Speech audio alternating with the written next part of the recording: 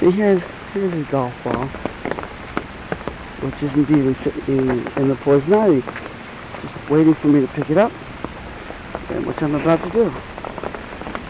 Yippee-yippee-doo! It's a Titleist, is it?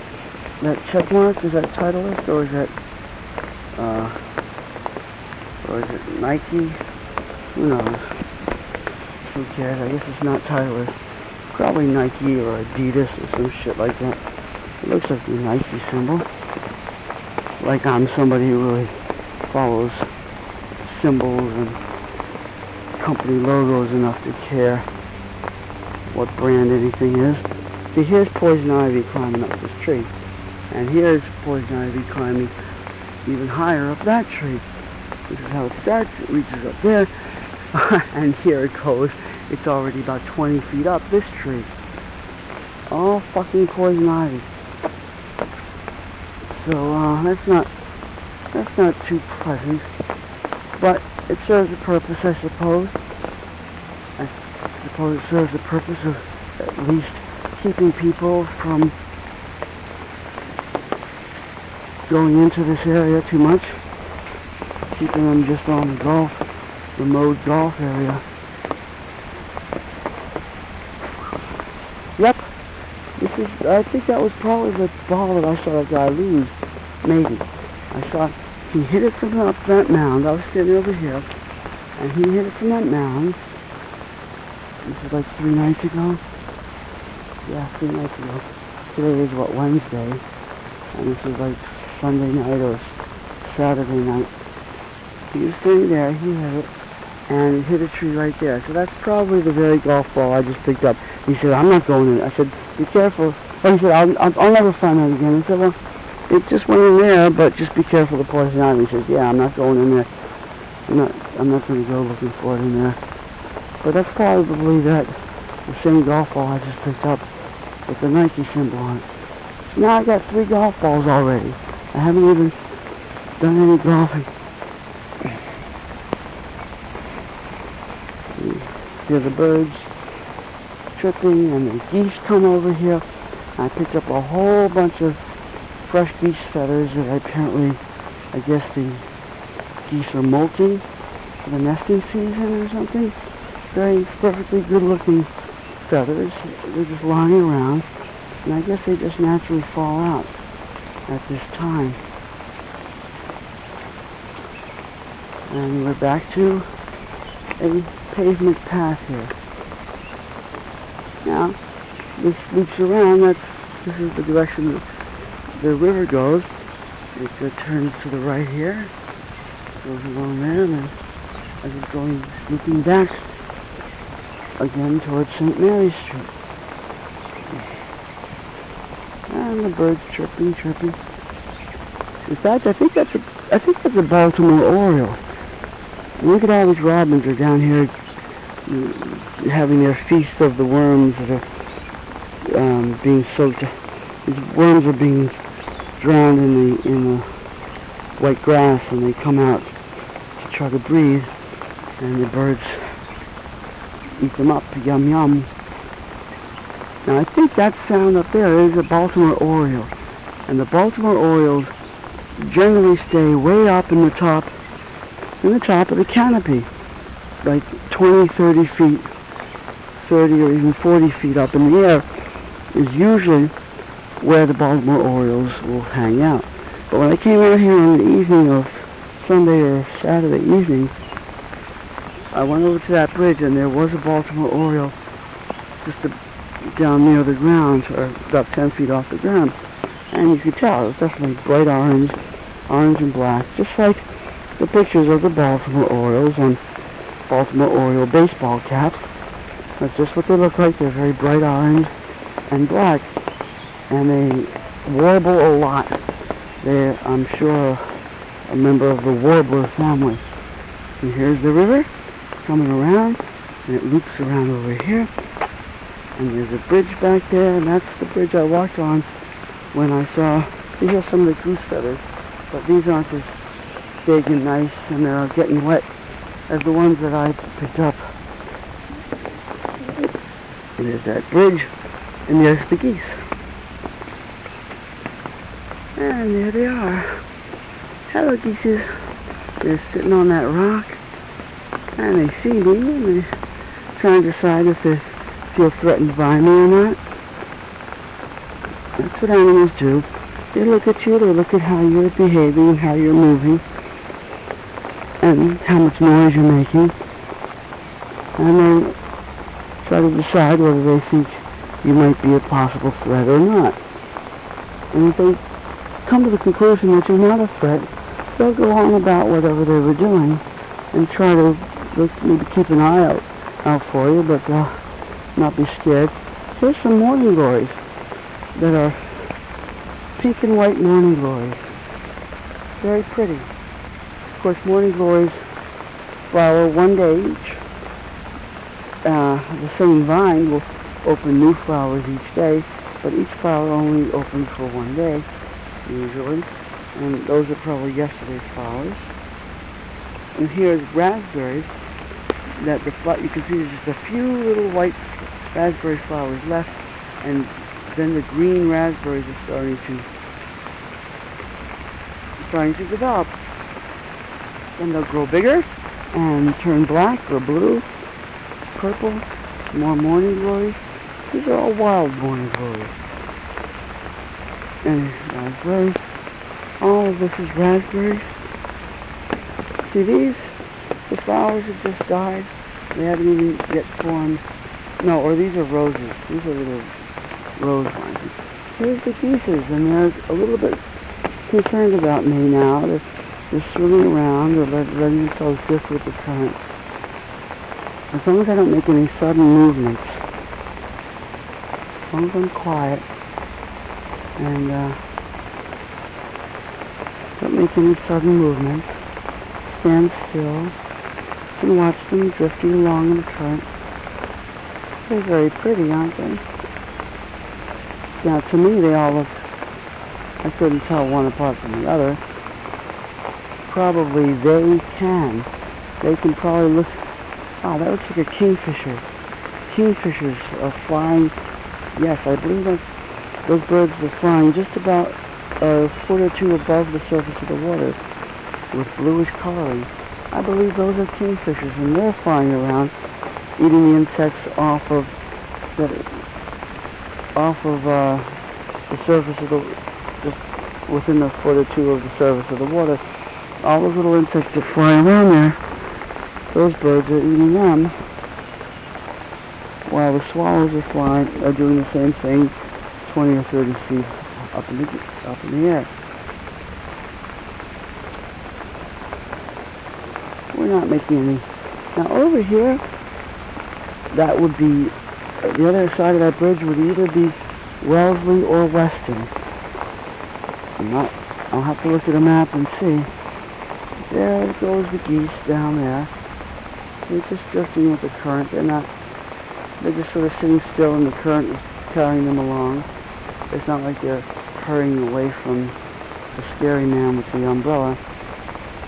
They're just drifting, and these kingfishers, you see them? See them? They're flying around eating all these insects. Look at them. He's just about 10 feet away from me as he flew over the bridge.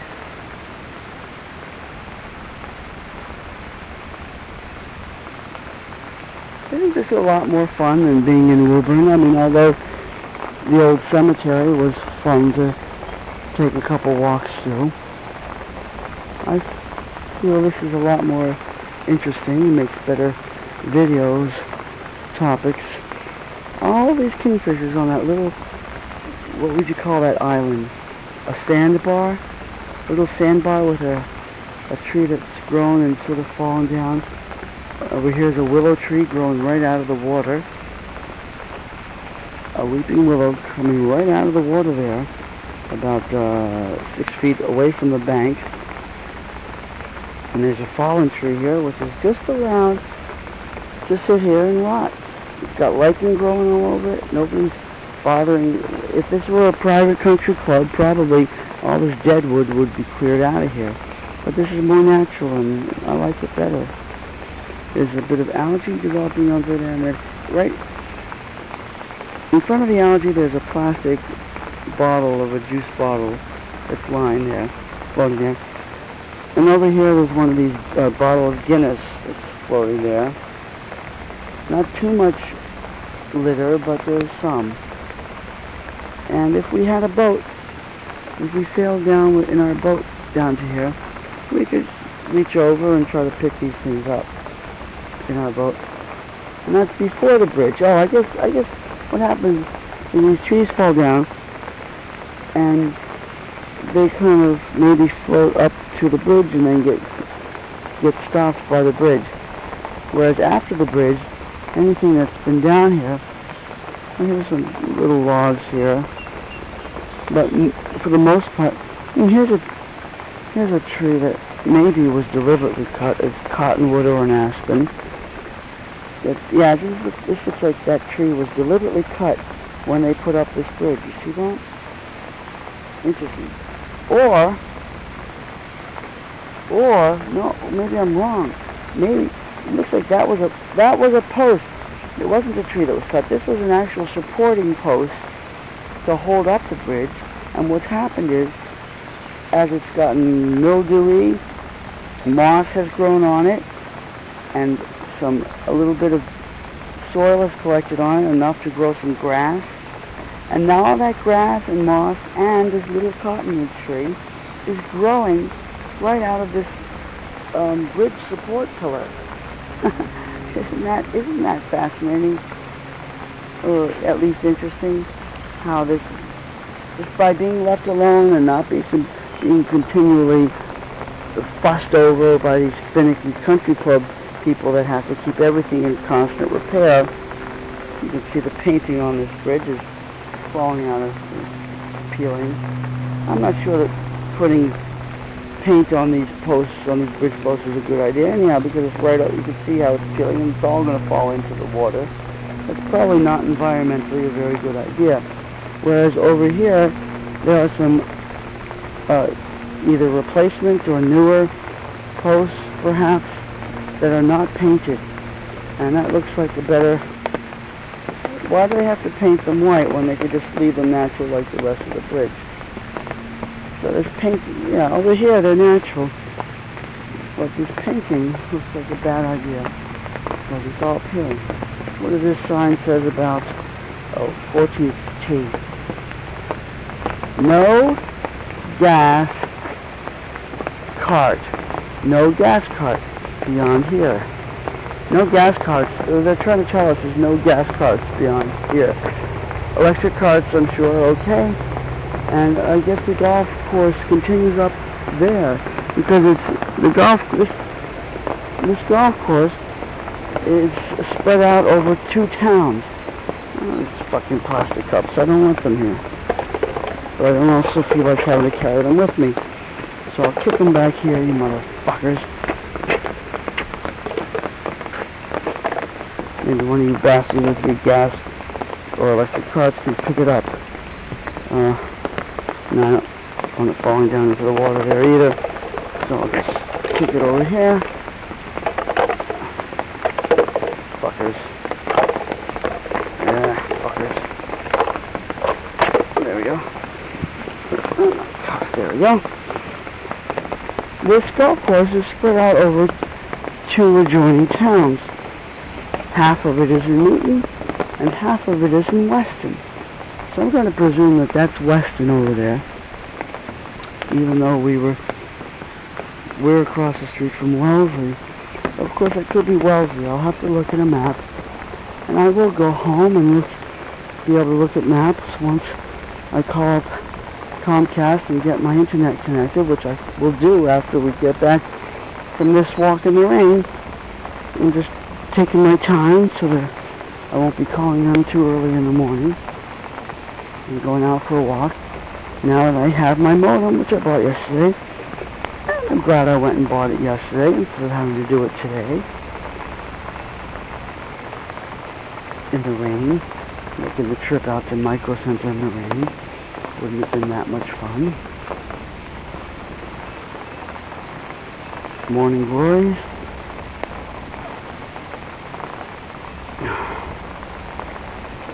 Interesting, this pink is, morning glories tend to be blue or purple, I think, or blue or red.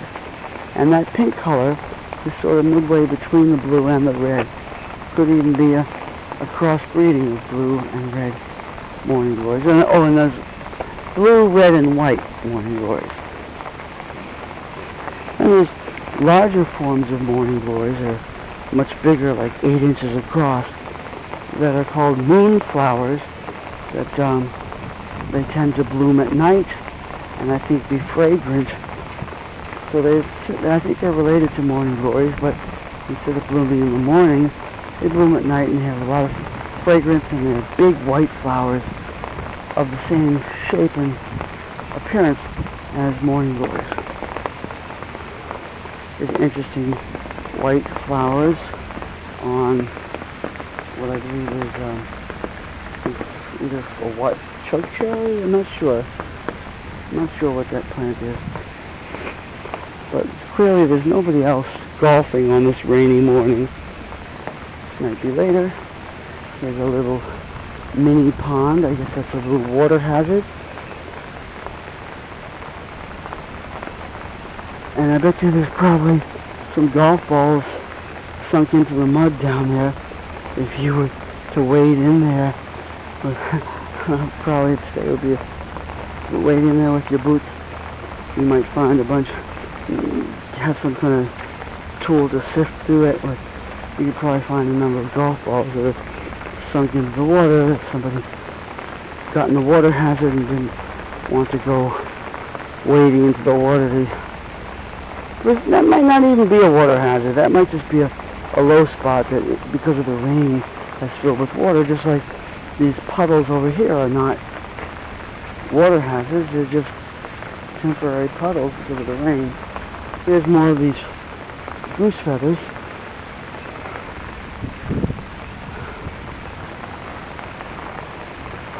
And it'd be nice if it continues. If whenever I feel like it, especially on a day like today when nobody's golfing, if I'm allowed to just take a leisurely stroll through this golf course without anybody bitching at me about it, that would be very nice.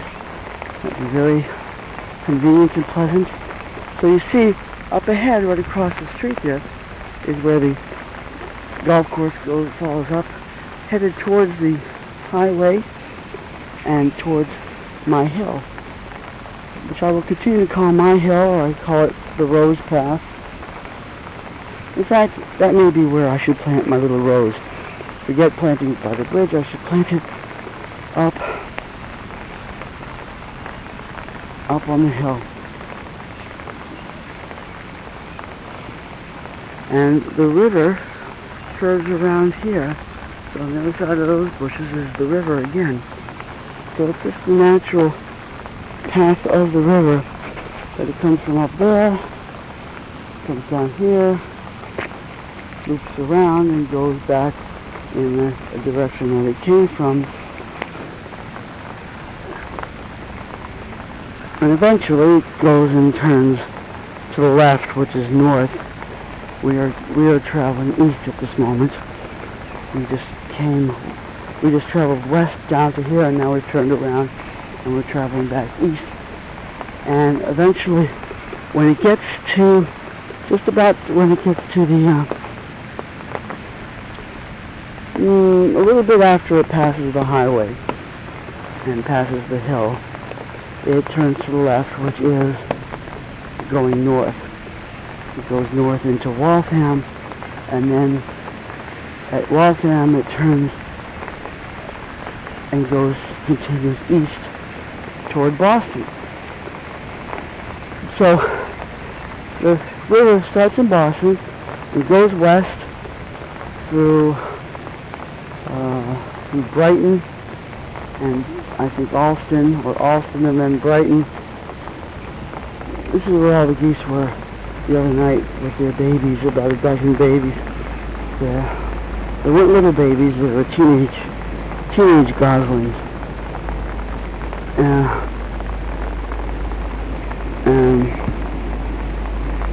So the river is a buttercup.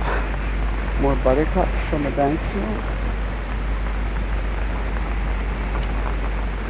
the river goes from Boston through Alston, which is technically part of Boston, and I think goes through Brighton, and then into briefly Newton, and past Watertown.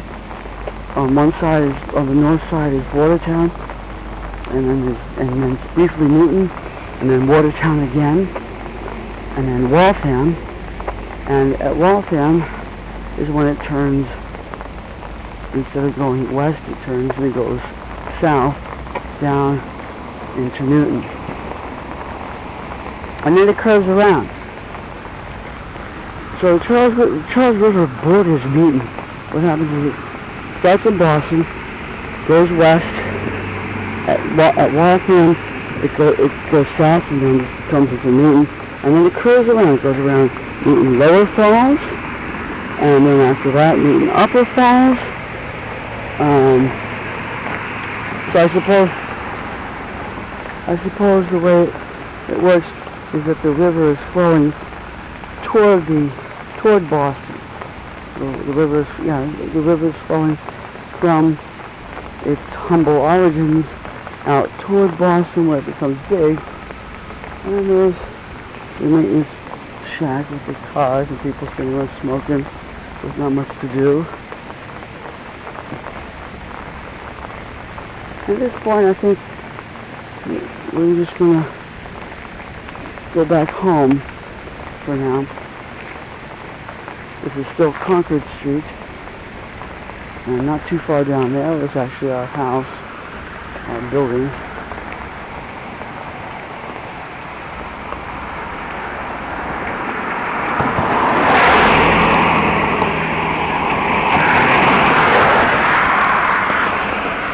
But if I go up through here, this path follows along the golf course and goes up to the highway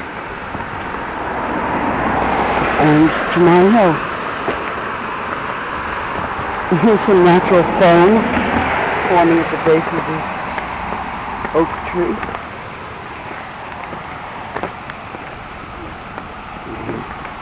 So there's the golf course and very tall trees bordering it.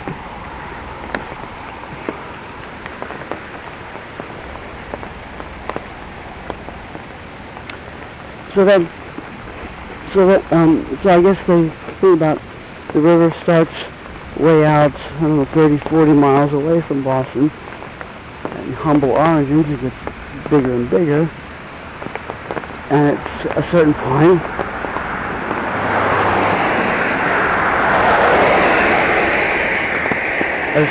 in Newton, it goes down.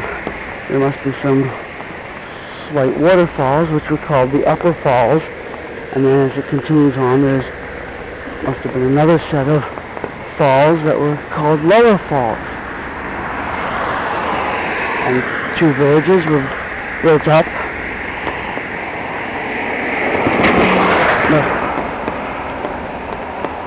Two villages were built up around there, which became known as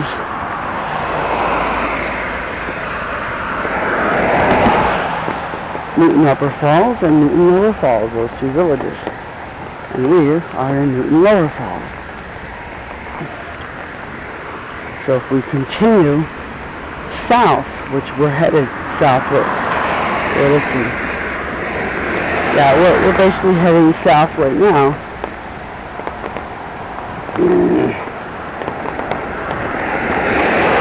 Following the river,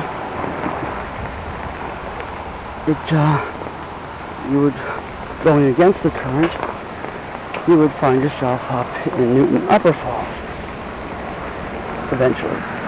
About a mile and a half away from Newton Lower Falls, you'd find Newton Upper Falls. And then the river continues south and goes southeast. From Newton Upper Falls, it continues southeast until it gets to around Dedham, West Roxbury and Dedham. So then at West Roxbury it sort of heads south, and then at Dedham it heads south west. So the Charles River really borders the city of Newton on like three sides. On the north, on the west, and then down, headed down to the south toward Dedham. I don't have very far to go. Not very far at all. Because you can tell there's that green neon walking path sign that's right after my building. And there's the Grayson Street sign, which is right before my building. So that's where my building is. And I'll be back inside in about 5 minutes.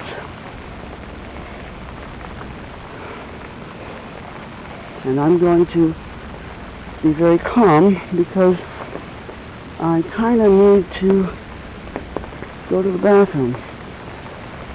And I want to make sure that I get there in time because I don't want to have to wash my underwear again. Or something. I just don't want the inconvenience of that.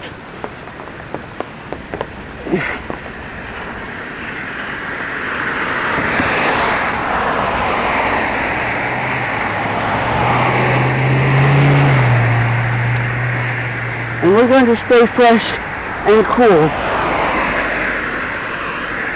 because fresh goes better in life, especially when it's fresh underwear.